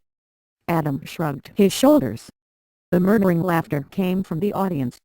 We all were eventually put through to the next stage. So it was high fives for all of us from Ant in December, including Karen in the wheelchair. It was all filmed. I was also interviewed by Stephen Mulhern backstage for a good few minutes. I told everyone, family and friends, that our act was to be shown on telly, as some of the staff did tell me this. We all eagerly awaited this event. However, firstly we had to take part in the reveal in London. One little girl at Adam's primary school used to come up to me and put her arms around my fat hump and look up at me with her little face smiling. I was also asked to do Panic's Angelicus, the actual act, with my kids in front of a cathedral girls' choir in the song school of the cathedral. Adam was cited with a certificate from school for doing so well in Britain's Got Talent. I remember at the same time that I got a golden ticket singing on the X Factor in the Old Trafford football stadium after a day of queuing up outside in the cold. Also in the next stage when 2 young kids rejected my efforts. Someone said outside the auditions room, "I bet he's got in." Sadly I had not. Emily also did a school concert singing Panic's Angelicus on her own due to Britain's Got Talent. I cried. The price was for getting through to the next stage was expensive, £350 and a night in a 4-star hotel. Karen was in the wheelchair, but there were no lifts on the tube and it was a struggle. I peered down the black hole of the antiquated tube and I remembered the automated message on the train of mind. The gap, the trains were running for me again, I thought. From the hotel they took all the acts in coaches and taxis to Lancaster House. We did not get through to the semi-finals. They showed us on telly coming down the grand staircase in Lancaster House. Simon Cowell also saying, "I'm so sorry, you haven't made it to the semi-finals." They never showed anything of our acts or the interviews. Although, I do believe that everything was shown in Canada. I have tried asking ITV about the subject or even a copy of that show, but to no avail. Recently a bad middle ear infection stopped me from auditioning for a role of Jesus Christ Superstar. A fat old Jesus, I thought to myself. Possibly I will be auditioning for The Voice 2013. I am not really hopeful for any success though. The trains did run once more to London. I answered the Navy in the Stage magazine and filled in the online application form for an entertainment agency. On my way down I reflected on my singing exploits. I was late for the interview and an African Rasta man interviewed me, but he did not want to hear me sing. I returned home dazed with nothing to show. 2012 I rejoined the Blackburn Music Society when I was to learn of the death of Dr. James Easton, the musical director of the society for many years. I have many fond memories of him. I was put in the bases no doubt to do less damage. Chapter 14 Karaoke. I won the holidays singing karaoke. The prize was won at the Howells Leisure Caravan Park in Fishguard, Wales. Also the prize was to come back in September for 2 days. The second prize was no doubt a week. This is what it has become for me, as this seems to be the only avenue open to me, singing karaoke on holiday. I am the fat sado singing karaoke. I am the proverbial geek for people to throw cabbages at. Once on holiday in Malta, there was a band that played when I sang You'll Never Walk Alone, before the advent of karaoke. I went down well. I remember a man squaring up to the lead singer on the dance floor and this man being sick on the plane back home. The man also looked back at everyone, knelt down facing backwards over the back of his chair. He had a plaster on his nose. He was smiling at us all. Then I had a little hope still alive in me. Someone once said that I should never give up. All I seem to do these days is take the dog out and throw sticks. I also wait for my next tooth to be pulled. The longer I wait, the older I get, and my pathetic options to make it as a singer dwindle to nothing. It is through karaoke that I was allowed to do a concert at the cathedral. The cathedral community discovered me at a karaoke night fundraiser and put pressure on the powers that be for me to do a concert. I told everyone that they would not allow me in the men's choir, that they all said I should be in by the way. They never did a karaoke fundraiser again at Blackburn Cathedral. Chapter 15 April Adventure 2010. The aircraft seemed tiny in comparison to some of the international flights at Manchester. There are 5 of us to invade Spain. We had come by airport bus early in the morning and had left our red Citroen Picasso full of rubbish on an airport car park. Both I and my eldest son took it in turns to push my wife in a very heavy wheelchair. We had followed the usual fast track through security to the airport lounge, to board the small Boeing. On the airport transfer from Barcelona to Santa Susana, the sun flashed through tall buildings in contrast to the cloudy, dull Manchester morning. The hotel was meant to be on the seafront, but after pushing the chair through a smelly underpass and dragging it to the hotel over a sand hill, I recall the film with Sean Connery, The Hill. The usual wait at reception ensued and I was told, "We are full." Pity I forgot my gas masks, I thought. The push to the sister hotel was hard with suitcases and I was out of breath. We were offered evening meal every night, for compensation. The entertainment was terrible in a hotel at night, so it was off to the bar across the road and I was to sing in a sun dorm every night at the karaoke. That was only supposed to be a once-in-a-week occurrence. I like to think that it was on every night because of me. However, my singing was enough to clear the pub, and I think the landlord must have banked on the 5 of us spending at the bar and playing pool. Also, whilst on a walk to get whiskey for my evening oblivion sessions, I was shot with an air rifle from a hotel balcony with a plastic yellow shot that bounced harmlessly off my coat sleeve. I complained to no avail at the hotel. The rooms were fine and it was time to eat. Food was average, but you had to pay a small fortune for drinks. The dining room was in the basement. I theorized about the nasty smell and I thought that the dining room must have been built over a sewer. This was a smell that I was all too familiar with, as my mother was from Spain and I spent a lot of my childhood holidays with my relatives next to open sewers, rats and flies. Perhaps I really should have brought the gas mask. Meanwhile, there was a huge explosion in Iceland. It was the volcano. We stayed an extra week eating in a sewer and couple of days with my cousins in an industrial town called Badalona. This was the best part of the holidays for my 2 sons and daughter, as they were to experience the real Spain. However, the expenses were mounting, £500 at a time from the hole in the wall, until the holiday marker was removed. I managed to get enough for a while, but the situation had to be remedied by anxious calls to the bank. I telephoned the British Embassy as I was not able to contact the tour operator by phone or internet. They advised me to come back home by other means rather than flying. I wondered about swimming, but the sea was still far too cold at this time of year. My cousin paid for a ticket for us to come back home. Ah yes. The train from Barcelona to Paris, a 9-hour sleeper train, the first of 4 trains that involved an epic journey. All of us were seen off at the station with traditional kisses and waves. Isabel, my cousin, had given us a packed lunch very reminiscent of the ones she used to make me for beach parties when I was a kid. Long bread wrapped in silver foil with ham and olive oil, with a drink. This was a splendid feast. Locomotives were changed at Bilbao. The French loco slowly accelerated through a long dark tunnel, and at the other end I looked from my top bunk through the window at the fast rhythmic night that sent me dreaming. I awakened at first light to what seemed like birds' nests in leafless trees lined up at the side of the railway rushing past. They went on forever as the train sped me into a hypnotic daze.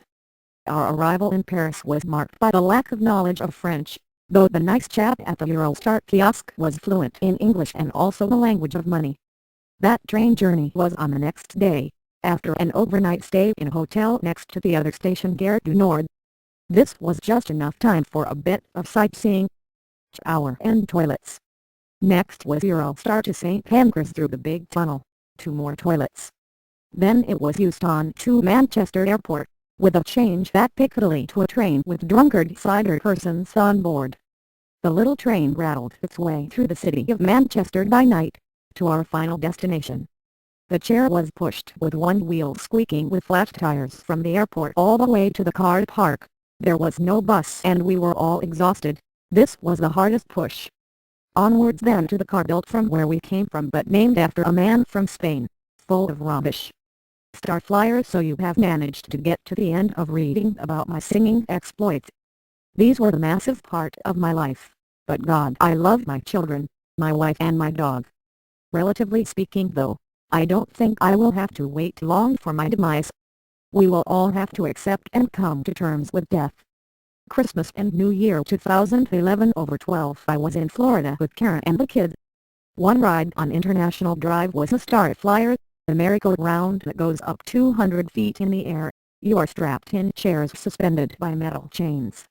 You can see all of Orlando by night or day. I had a wristband and I wanted to go on for the last time at night, probably in my life, with my eldest son. We had already been on the fantastic go-karts, racing, and he won. I looked behind me at the Star Flyer and I spotted Joseph walking down the steps of the Flyer with an American buddy. They had just been on. The American had been messing around and they were both banned from going back on. I tried my best to go on with Joe, but the right man, he said no. I was allowed to go on, but I tore my wristband off. That was the end of the night for me. Joe continued on the go-karts without me. As far as singing is concerned, I will always remember singing for the last time in the American pub karaoke and beating an American at pool by whitewash.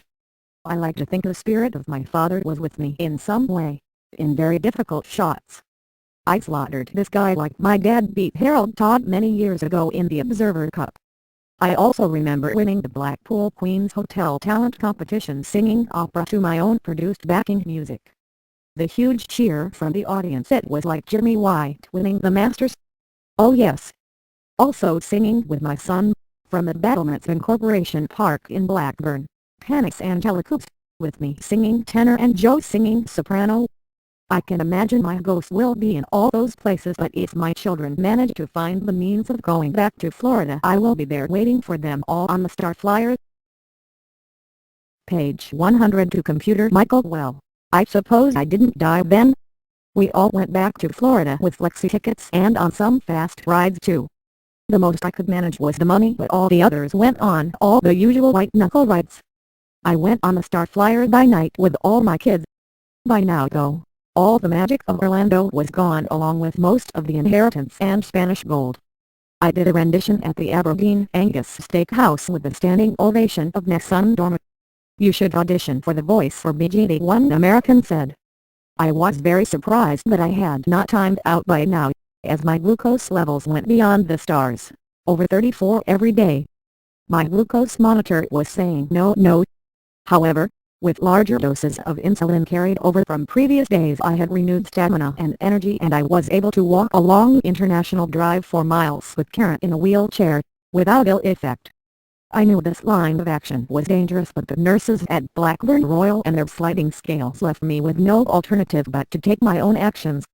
I think there might be something wrong, as by now, 2014, I am taking carried over insulin without food and the sugar levels are on the rise again.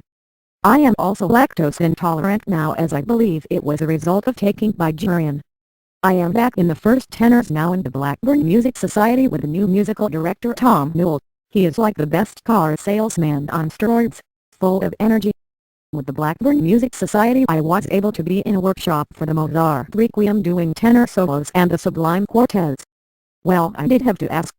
The musical director of the LULU Singers was also at the workshop. I asked him about his appearance on Countdown and said he really did look a bit like Richard Whiteley. After an audition, my daughter Emily and I are to be in a semi-chorus of one of the Bach cantatas. The Bach in many respects is the most difficult of the concert repertoire with its intricate settings in German. The Blackburn Music Society also do the occasional concerts combined with Bolton Choral Union. I always look forward to those concerts as Michael Riedel sometimes conducts, and after 28 years of me leaving the Bolton Choral Union, it is good to see him again. Who knows where my latest singing venture will take me? For now I will continue to write culture games as they get more hits than my singing and playing the harmonica and also paintings. One codger game is featured on the site and the nickname of Computer Michael has come around again to haunt me from my past. I use this as my comfortable escape from reality. I cannot imagine any sort of successful recourse for my singing now. I will try to participate in what I can, and at least I tried my best. I think the ripples in the bucket are diminishing now. I hope there is time for one more splash. The end.